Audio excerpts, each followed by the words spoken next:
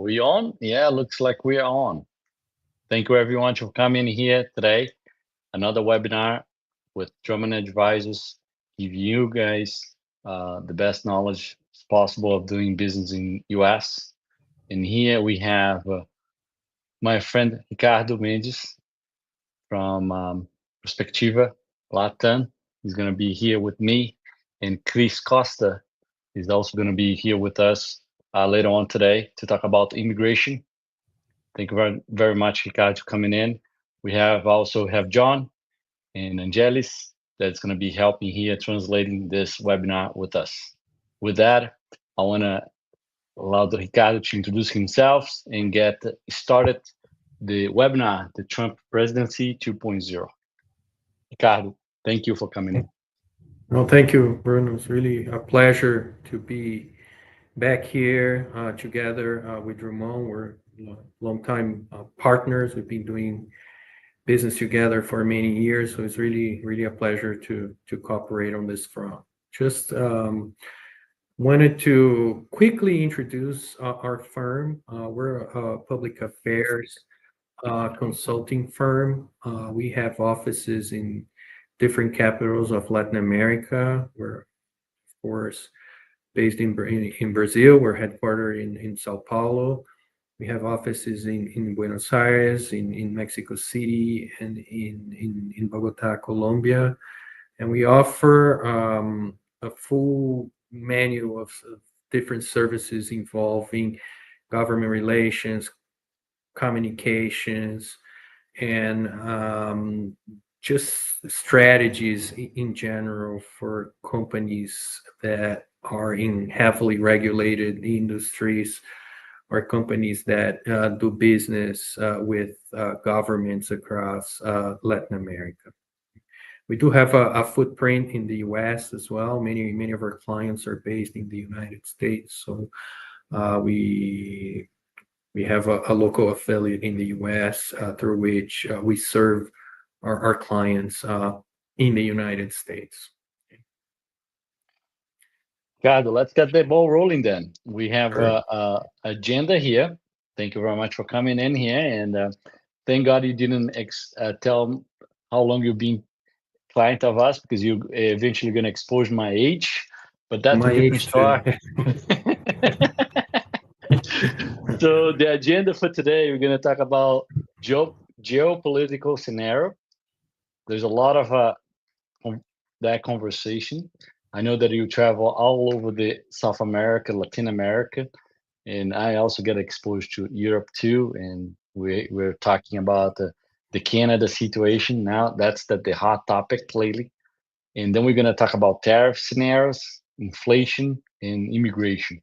I'm going to leave the agenda here because everything here, it's kind of like connects itself. Yeah. We're going to make it this webinar very quick to the point that after about 40 to 45 minutes, we're going to go back to you, our listener, and start getting questions for them. Because I think they need to leave here with all the answers, all the questions answered from their side. So, what do you think about this geopolitical scenario that we're seeing right now? Trump, the day after he was declared president, he's already basically governing the country to some extent. He's already reaching out to people, country leaders, telling what to do, how it's going to happen, and he already have all the plan kind of like scripted for day one, right?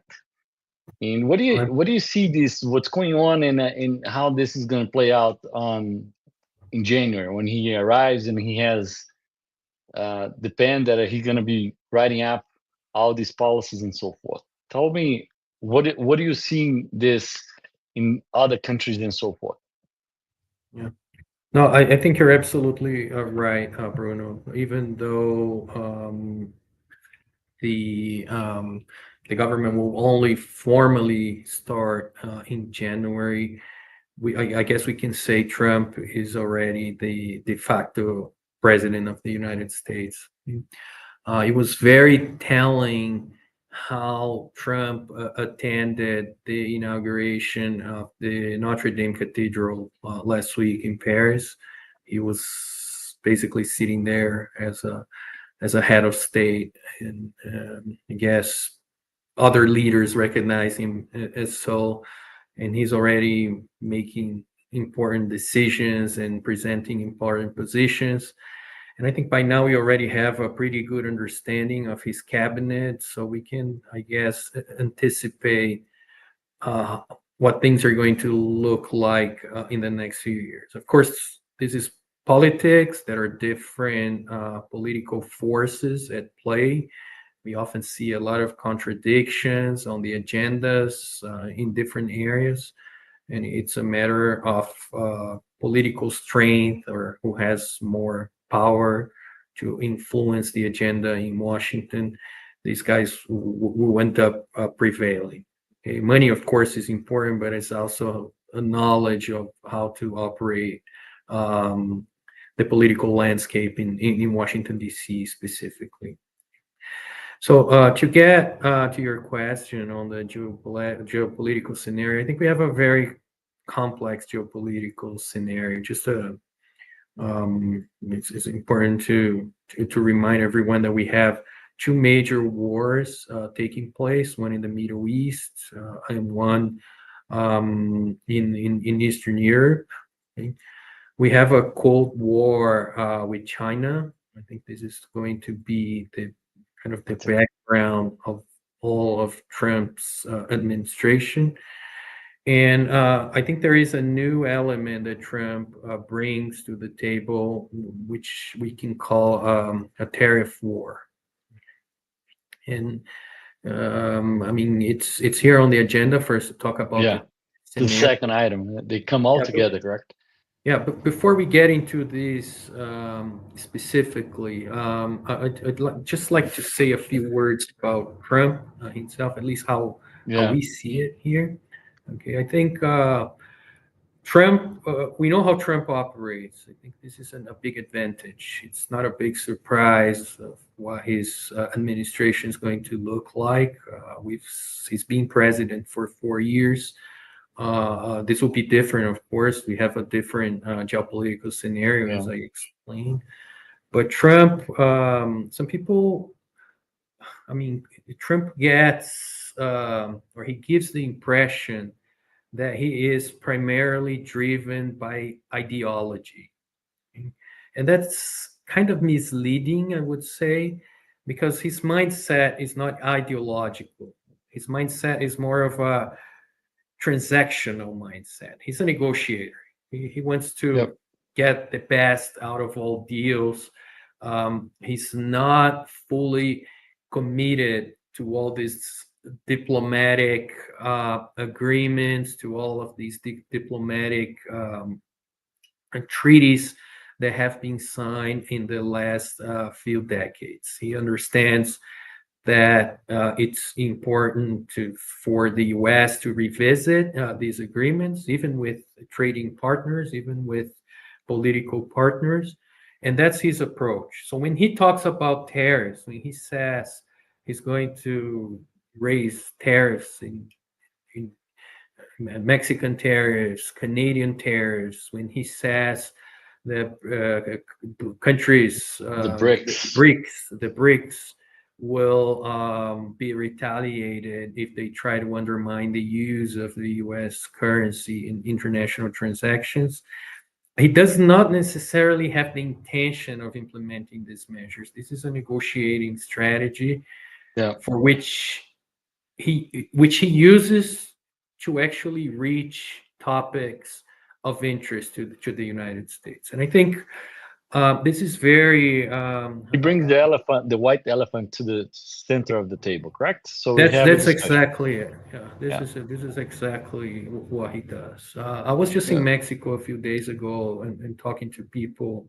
I was actually there when he mentioned that he intended to raise the tariffs. I can't remember what the percentage was, but it was something high, something that would have a huge impact not only on Mexico, but also it would have a big impact in the U.S. as well. Yeah. We'll talk a little bit about this in a minute. So what he, I mean, and people, when people receive that position, that they weren't surprised. They were like, okay, so the negotiations there has started. Yeah. Okay. 2 days after that, Mexico's president, Claudia Sheinbaum, she spoke to Trump on the phone. And shortly after that, Trump posted a tweet saying that he just had a great conversation with the Mexican president. A few days later, Mexico apprehended a big amounts of fentanyl. It was like a record amount of fentanyl that had been apprehended by the Mexican police. So I guess he's already getting some of the commitments from his partners that he's expecting. And this is how he's playing along. I think there will be a lot of those threats. Leverage, correct, Ricardo? I'm sorry. He used this as a leverage so people can focus and created momentum to fix problems, correct? To fix problems. And I think specifically on Mexico, I mean, given the Cold War that Mexico has between the United States and China, and the intention to relocate production from China either back into the United States or closer to home, okay, the so-called onshoring or nearshoring of production. There aren't many options of places where this production can be placed. So Mexico is actually an interesting partner for the United States, and it will continue to be. Okay, and I think Trump understands that, and he also sees Mexico as an important trading partner. But he does want Mexico to do more on at least two topics. One is immigration. He does want Mexico to cooperate more, or to be more active in enforcing restrictions on the transit of immigrants coming into the United States, and this organized crime agenda that has become a major international problem as well. Okay, so it is a trade topic, but trade in itself is not the end game. I think he's using trade threats as a goal to reach other policy goals, basically. Yeah. And what happened with the BRICS about 2 weeks ago when he threatened that he would increase 100% of the tariffs on it? I mean, all the BRICS, the percentage that they import to the United States, it's about almost $600 billion, which is give and take about between 12 to 13 to, depends on the country, to 15%. It goes from, like in China is about 15%. Yeah. Right. In Brazil is 13%. India is 13%, and so forth. So to some extent, it is a powerhouse for the goods coming in, right? In terms of my understanding, in terms of imports, that it's a lot for the imports of Americans, correct? I think it's like 40% of the total imports of American comes from these BRICS countries. Right. But in the end of the day, they increase any of tariffs of these countries or Canada or Mexico or European countries, and he also threat that in terms of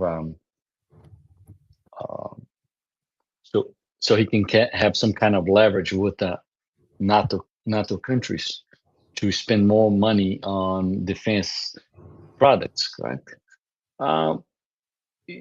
There is a huge impact on consumption in US, correct?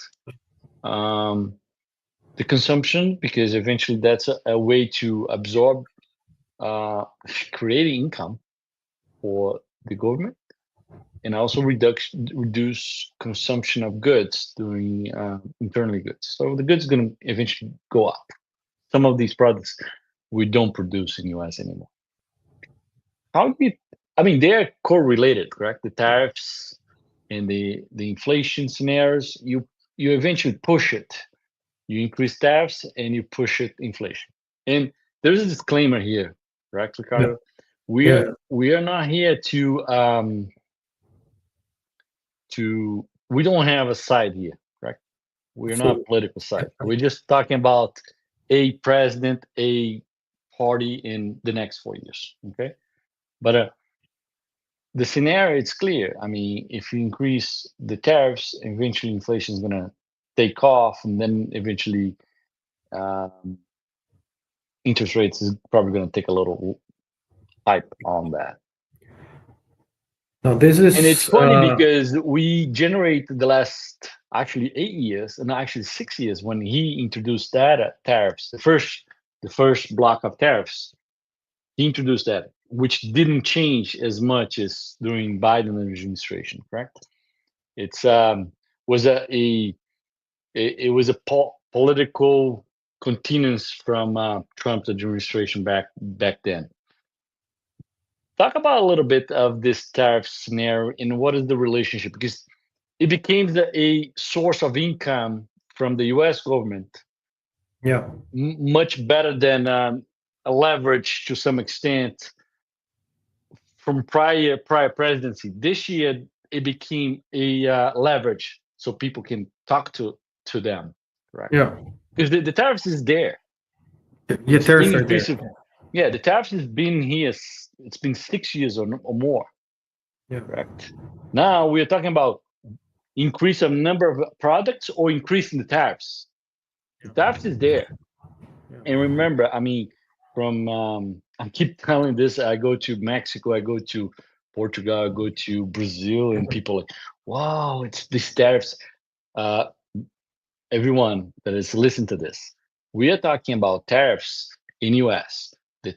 Before 6 years ago, there were no tariffs. Like 99% of the goods importing in that country, there is no tariffs except for the black countries, correct? And now we have tariffs. And if you go to other countries such as Latin American countries or European countries, there's tariffs since nobody remembers. Remember, it's part of their life. Okay, so talk about this, because in the end of the day, it's kind of a change of mindset for everybody. But remember, you already have those tariffs going to Portugal, Spain, Brazil, Argentina, Mexico, Canada, and so forth. How do you see that point to some extent? Because now we are not talking about adding tariffs. We increasing or expand the tariffs to other products. I think this is a good point, Bruno. And just to clarify, I think what we have from the previous Trump administration is a higher level of tariffs for selected products. Okay, yes. So it's not all across the import range. It's selected products from selected countries now have a higher tariff in the U.S. and they remain higher throughout the Biden administration. Okay, he didn't really touch on that. What Trump is saying, specifically when he threats Mexico and Canada of raising tariff, it's important to remember that these two countries are part of a trade agreement in North America, the U.S., Canada, Mexico trade agreement. Previously, it was called NAFTA. Under Trump, they renegotiated this agreement and they call it U.S., Canada, Mexico trade deal. So most products imported from Mexico and from Canada now pay zero tariff in the United States. They continue to pay zero tariff in the United States. Okay? Trump has threatened, and this was one of his first statements as elected president, to raise these tariffs to 25%. Okay, so that's correct. Right now, this would, of course, have a huge impact, not only in Mexico. The U.S. is by far, and 80% of Mexico's exports or more. I think it's 85% of Mexico's exports. They go into the United States. And Mexico is now also the main origin of imports from the United States. So Mexico, the U.S. imports 40%?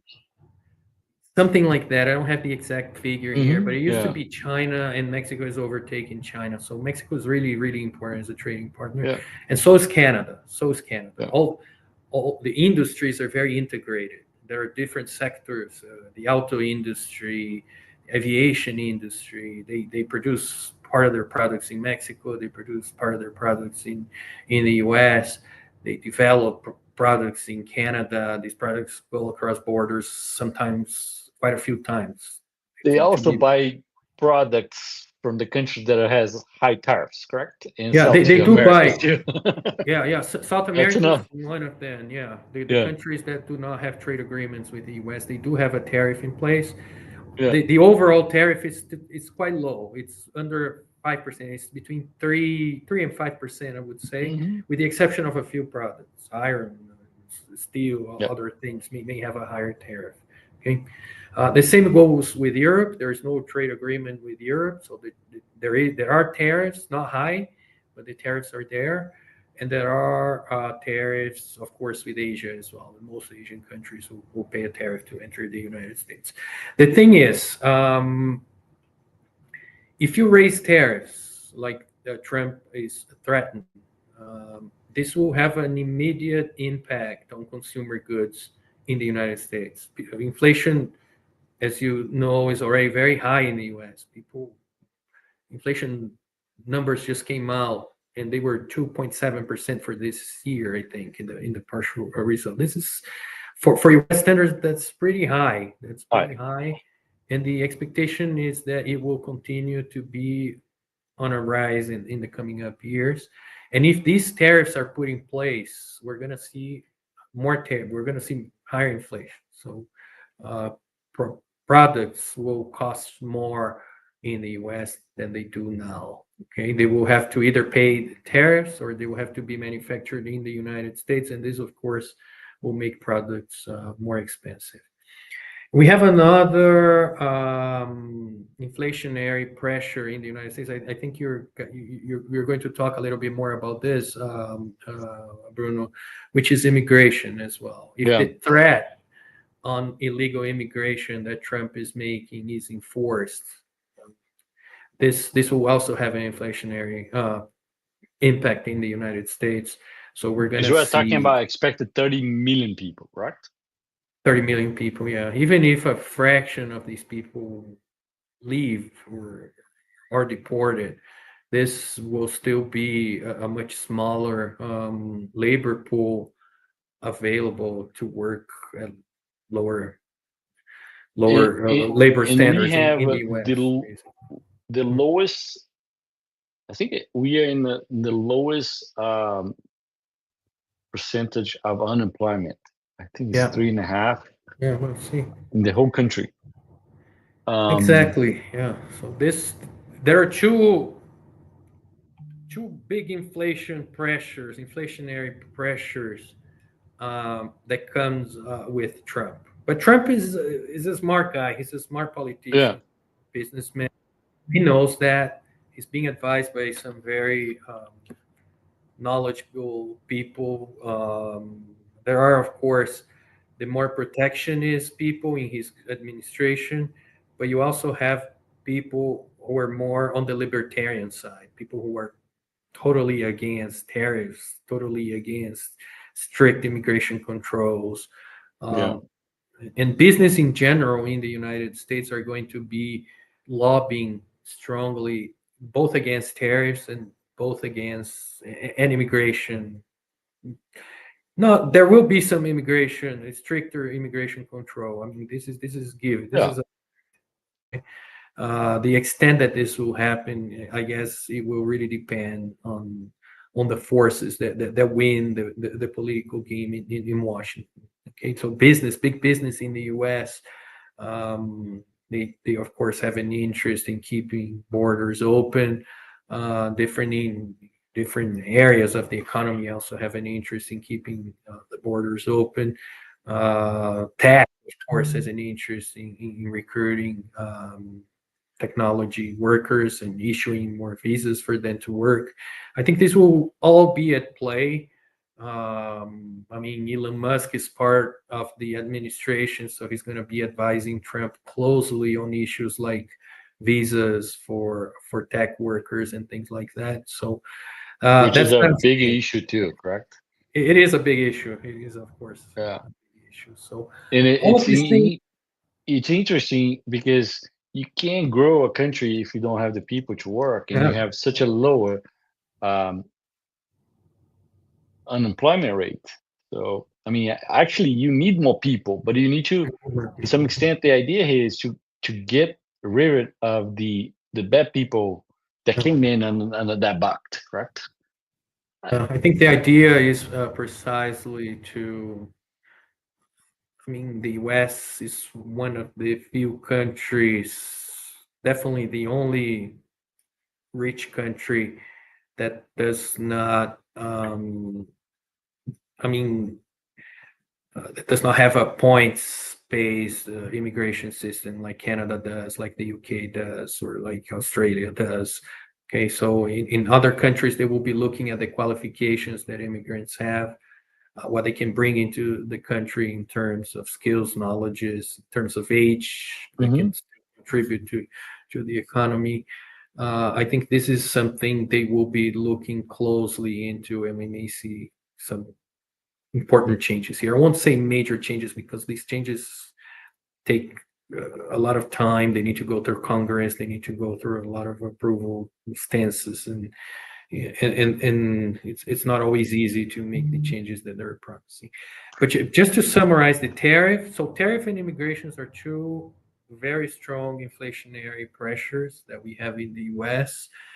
And it's important to bear in mind that one of the reasons why Donald Trump won the election was precisely because of the inflation in the last few years. It's one of the when talking to people who decided to flip their vote or go out to vote, there was a lot of insatisfaction with inflation rates in the last Purchase few power, years. correct, of Just, the American. Yeah. just the purchasing power, the quality of life Yeah. in general, and it's not just in the price of products you're paying in supermarkets, but it's also the cost of getting a mortgage in the U.S. For instance, you're a young person, or the price of getting um, a college grant, or it's getting very expensive and harder for those families to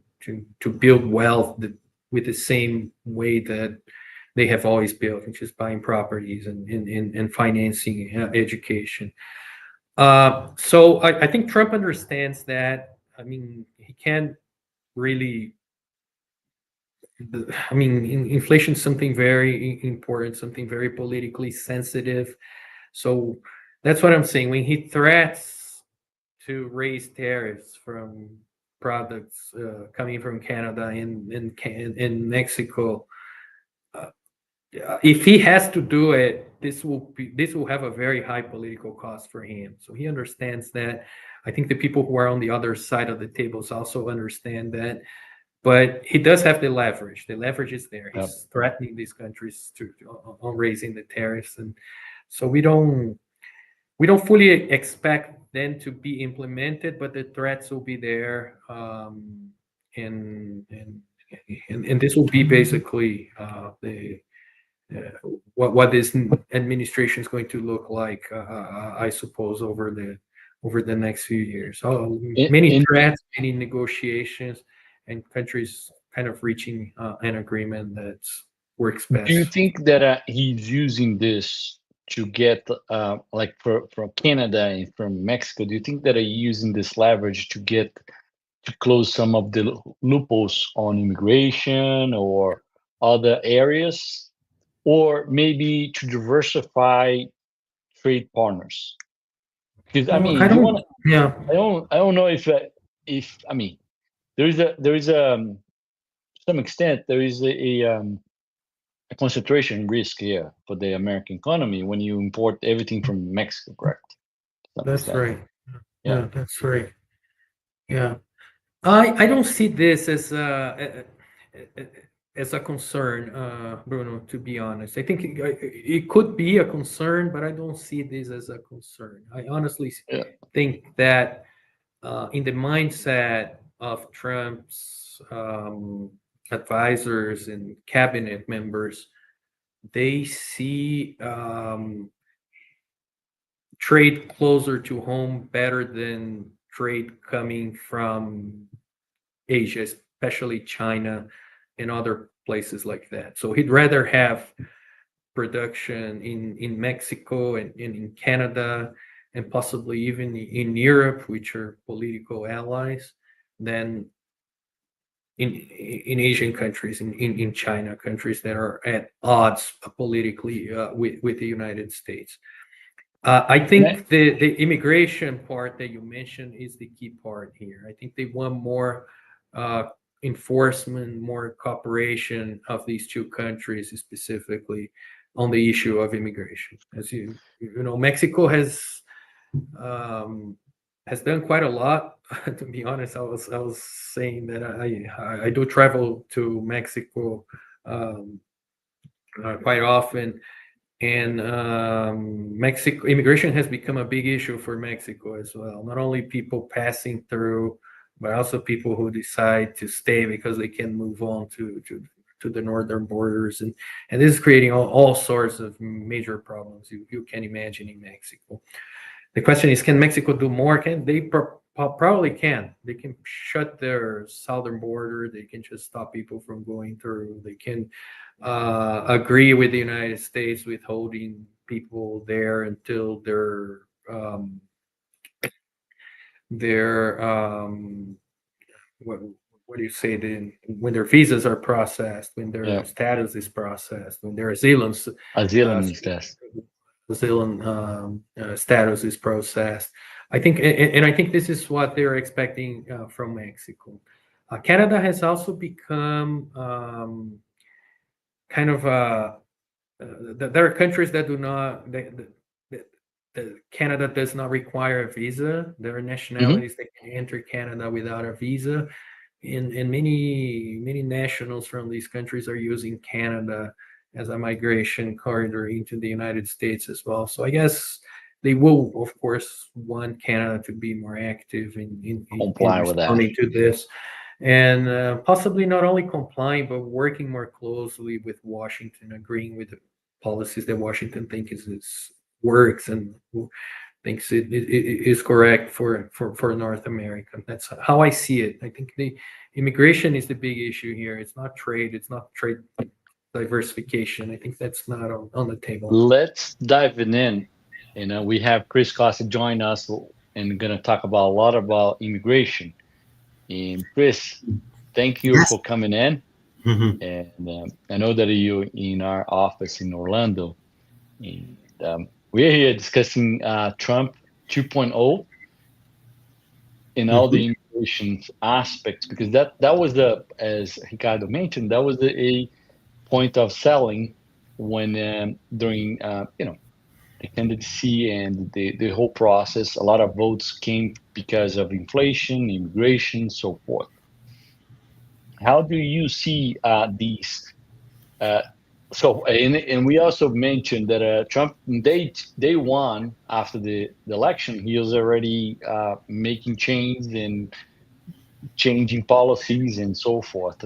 And what do you see on a day-to-day basis on the immigration process agency? How do you see these changes will happen and play out into the day-to-day basis for Mhm. for people like you that do the day-to-day and people that it's out there, illegal immigrants or legal immigrants that we need both, correct? And as Ricardo mentioned early, any impact on that scenario has impact on inflation And the other reason he got a lot of votes is because he was trying to say that he's going to try to basically manage inflation better than previous uh, government. Okay, Mhm. so Chris, welcome to the webinar, and thank you very much for your time. Glad to be here. Yeah, this is a very interesting topic, very interesting time. Uh, I think my personal perspective is that I'm nervous but optimistic. My perspective is also more from an employment-based immigration side rather than, I guess, somebody that deals with the day-to-day of asylum or humanitarian immigration, which is what the public maybe mostly associates with immigration reform. But I think anybody that works in the immigration space and adjacent spaces, such as accounting, people that work with foreign businesses that transfer employees to the United States, I think everybody knows that the system needs reform badly, and it has for decades.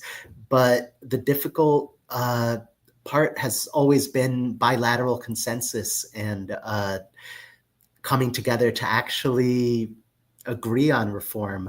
I think this is probably the biggest opportunity we've had for reform, but who knows if it's really going to happen or what it's going to look like. So that's going to be interesting. One thing that we've already seen is that from an immigration perspective, it seems like the agency is already preparing for Trump. We've seen heightened scrutiny of employment-based immigration visa petitions, as well as compliance aspects for businesses. And this is even before policy has actually changed. So it'll be interesting to see what those changes actually look like in the next few months. And I mean, conversation, offline conversation. Everybody's, oh, are they gonna send the 30 million people back home? How they gonna do this? How gonna do that, and so forth? What do you think? And I want to extend this to Ricardo and you, Chris. I mean, this is possible to some extent. Well, Do first of this all all, the exercise. I mean, or we're gonna just pick and choose the ones that are really bad, that it is in the community, that it shouldn't be here, and move on to a bigger reform. so I think there's a lot of fear out there, especially in the media. A lot of people are kind of expecting these like neighborhood raids. I don't think that's realistic.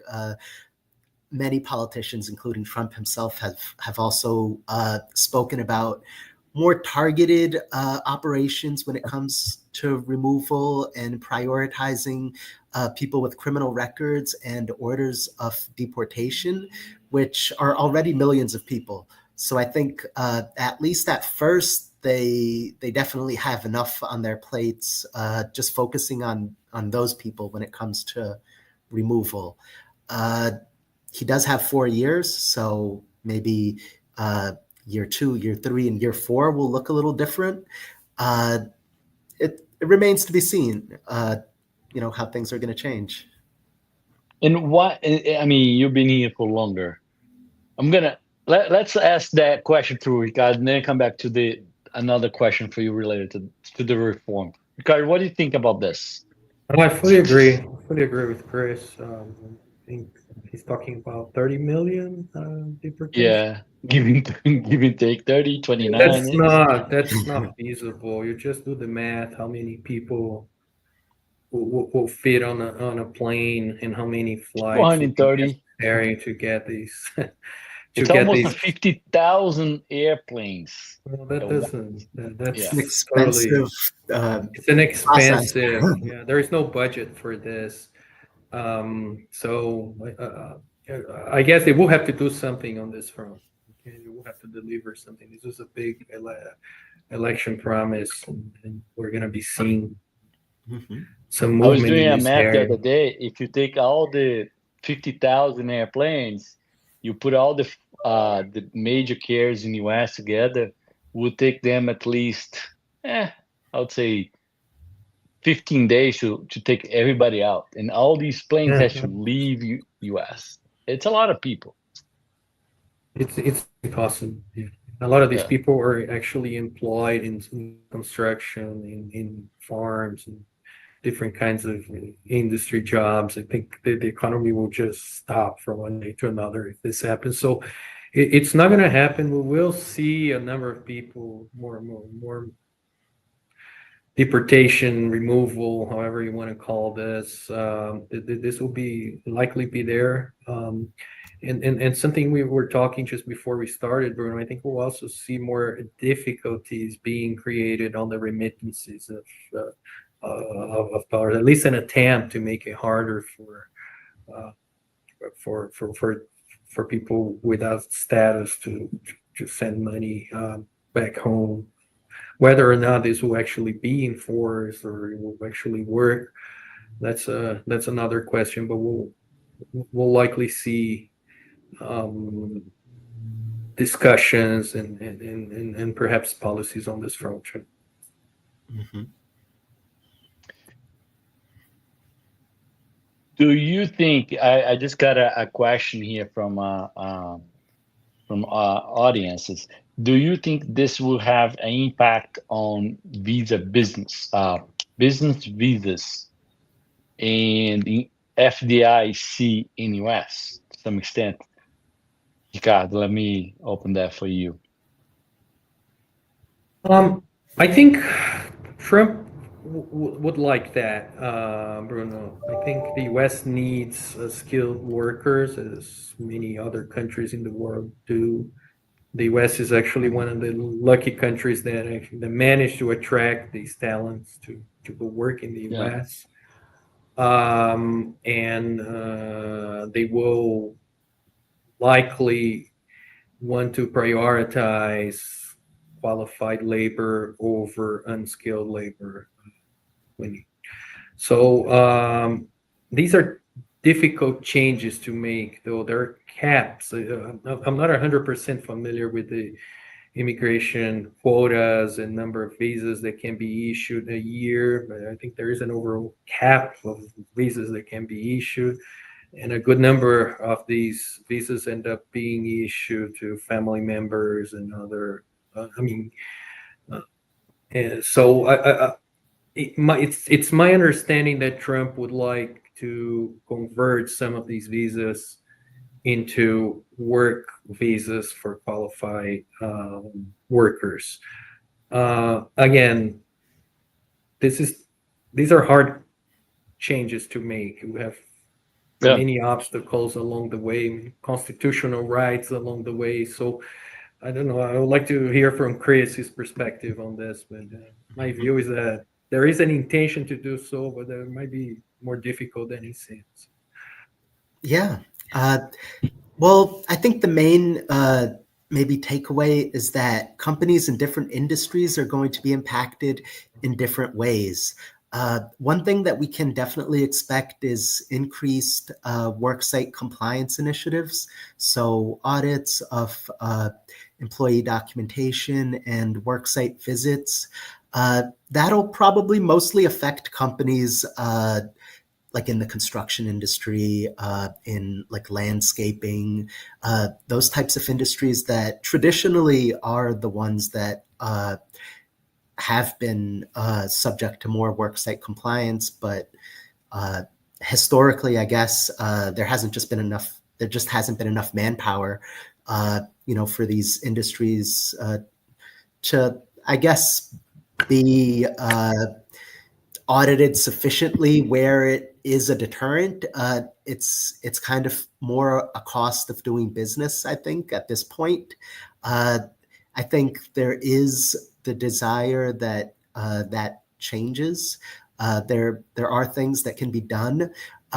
One of the issues in the United States also is that a lot of labor laws are on a state-by-state basis, not necessarily federal. So here in Florida, our governor last year tried to tighten laws a little bit more, especially for larger companies. Not every state is going to be as receptive, and there maybe isn't as much that can be done on a federal level in terms of worksite compliance. But I guess there will be other policy changes, maybe adjudication standards that will affect visas for foreign nationals in all industries, specifically maybe these more lower skilled industries. I think two important points are that highly skilled foreign nationals are still very well positioned. So think about your foreign engineers, people that are highly skilled in science and artificial technology, artificial intelligence technology. I think those people are still going to be very well positioned for visas, and that won't necessarily change. I think policies will still benefit them increasingly so. Similar to the last Trump presidency, Buy American, Hire American is also going to permeate our immigration policies. So again, companies in certain industries might be affected. You think about companies that produce products positive, abroad. correct, Chris? Positive. Positive and negative, depending Yeah. on your perspective. Yeah. Yeah. And So I it's guess interesting because they ask me all the time about these questions. Wow. And I said, stop for a second. Every other country that you have high tariffs of importing goods, the government is sending a message that they want these companies to come in here, come to local countries, establish their business, hire people, buy product, assemble some of that product, have some transfer pricing, collect that amount tax of that location, and then creates wealth, né? Riqueza and wealth in that country. So this is basic. The tariffs is not just because you want to reduce dealing trade partner of that. It's just you need to transfer some wealth from that country to this. And if you take it, this is statistics. You can go select to say, you can go to the governance. The last 14 years of Select USA, the last 4 years of Biden administration was the largest investment of FDI in US. And it started with the Trump 1.0, because the last 2 years of his presidency, the first presidency, was when he enacted the tariffs.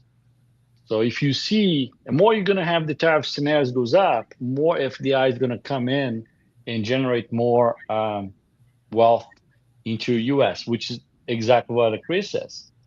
So I highly recommend that, and we have seen this, a lot of our clients coming in and moving and pushing this towards, because that happens, and Ricardo, that happens in Mexico, that happens in Argentina, happens in Brazil, Portugal, Spain, in Europe. They have high tariffs to come in. If they don't have high tariffs, they have other types of VATs or other types of tax into this. And I think this is a big play. And if you see it, US sucked up all the FDI investment for the last 4 years in the world. Now even the Chinese companies are investing in manufacturing products in US, or do some kind of that in US so they can tackle into the marketplace. That's my opinion. That's what I have seen in the marketplace. Okay, that's just want to let everybody, the audience, to listen to this. So with that, I want to open for questions that we might have here. Let me see if we have questions from now. We can take it the slides out. Thank you very much, Leo. Leo is in the background doing all the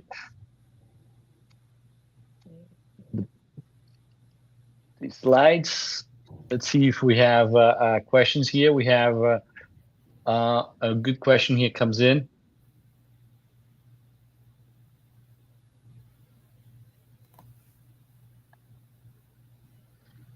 There's a lot of questions here related to with tariffs related to countries like Canada and Mexico. These are going to open opportunities to other countries such as other parts of South America, Europe, and so forth. Ricardo, what do you think? You mentioned that they wanted to be close, near shore. Yeah. How does that play out? This is a very good question, I think. I don't see, again, Mexico and Canada as the main problem. I don't see Canada and Mexico as the main trade problem for the US. I think the US sees China as the main trade problem.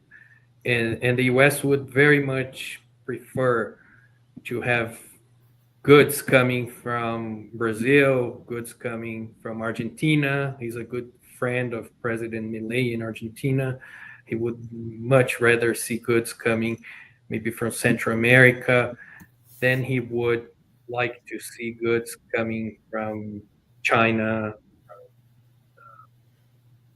other countries that are near China and under China's political influence. And it happens that China is an important trade partner of the United States, very important. It's been like this for the last 20 years or more. And so we will see a lot of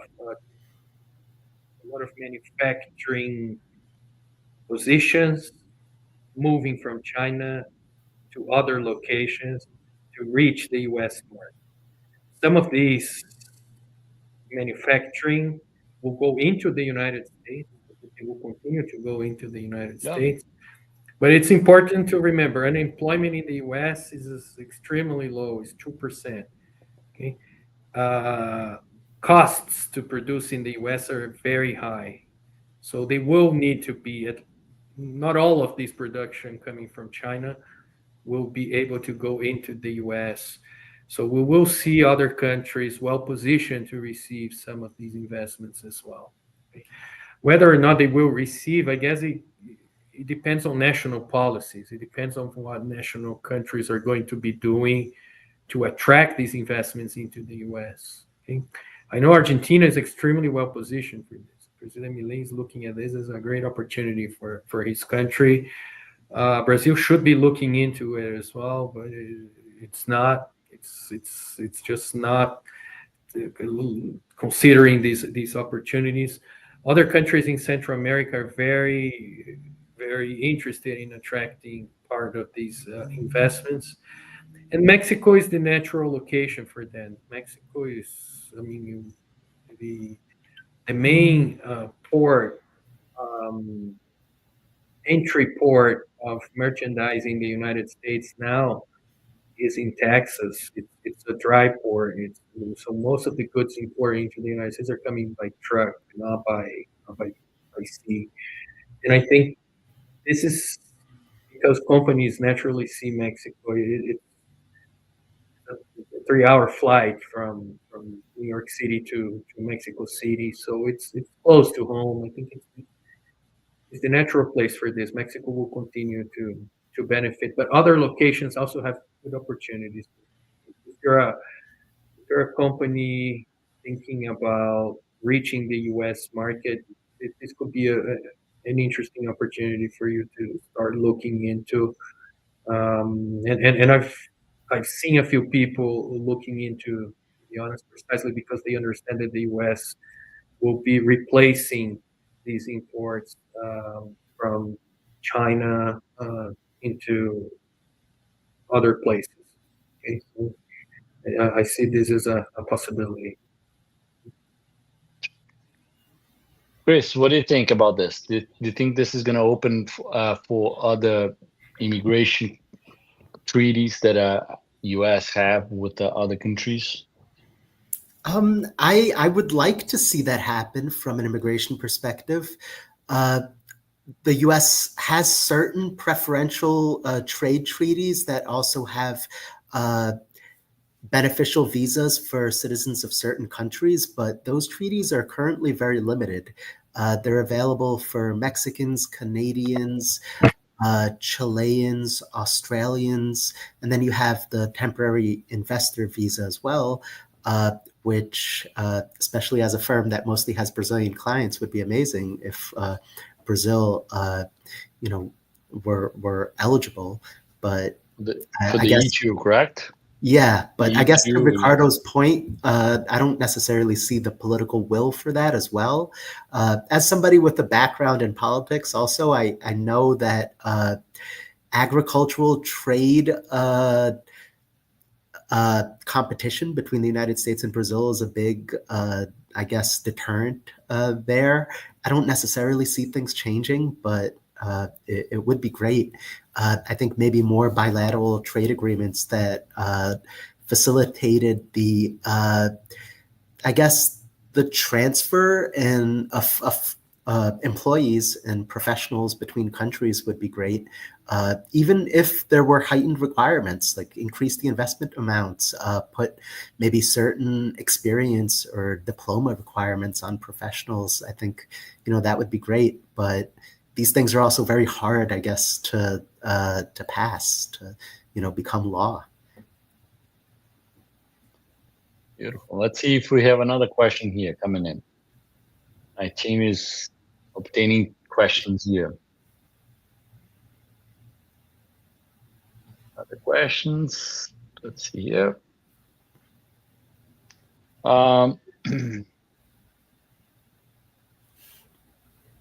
Questions related to immigration. Will there be any challenge to obtain green card applications? Do you expect any type of that? Will be the last priorities on technology, sustainability, and specialized areas like EB2 specializations, or the agency will downplay this? This is a question from Anna.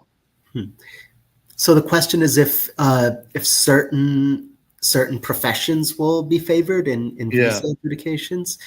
Yeah, definitely. I think that's okay. I see the question here. Will there be less priority on technology, sustainability, and other specialized areas? No, to the contrary. I think technology is going to continue to be a very important industry, and highly skilled people within that area are going to continue having to have opportunity for visa sponsorship. I think there's definitely going to be more scrutiny in visa petitions, as in many other areas. Maybe any technology, like your entry-level technology professional, or your general less experienced technology professional might have a harder time, but I think somebody that can make a case for how they can specifically contribute to the national interest, maybe within a specific industry segment, based on a record of verifiable achievements, I think they'll still have a case for visas. I think when it comes to technology, there's many aspects, of course, but maybe professionals or service workers that kind of support products manufactured abroad and are seen as undercutting the wages of American workers, they might have a harder time. So I'm thinking specifically about the situation that we see often. Foreign company manufactures a product, maybe a customized, high-tech product, and they want to send their own technicians to the United States to install, fix, repair that product, and then go back, to the home country, not a long-term transfer. I think that's going to be more difficult because it ties into the Buy American, Hire American policy ideals, where there's going to be heightened scrutiny and a desire to have U.S. companies hire locally to do that service. So there's going to be a higher standard to prove that those workers are necessary. Well, thank you very much, Chris. Ricardo, thank you very much. So we on the top of the hour. We would love to thank you, but before we go, we have a visa, a guide. So if you want to know how to deal with the visas in US, use the QR code. Remember to sign in as followers on LinkedIn and also on YouTube in all our social medias. This is my contact. Feel free to connect with us anytime. Ricardo's contact also. Make sure that you have Ricardo's here. Take a picture, and you can always send a message to Ricardo to get any questions. This is Chris Costa's contact.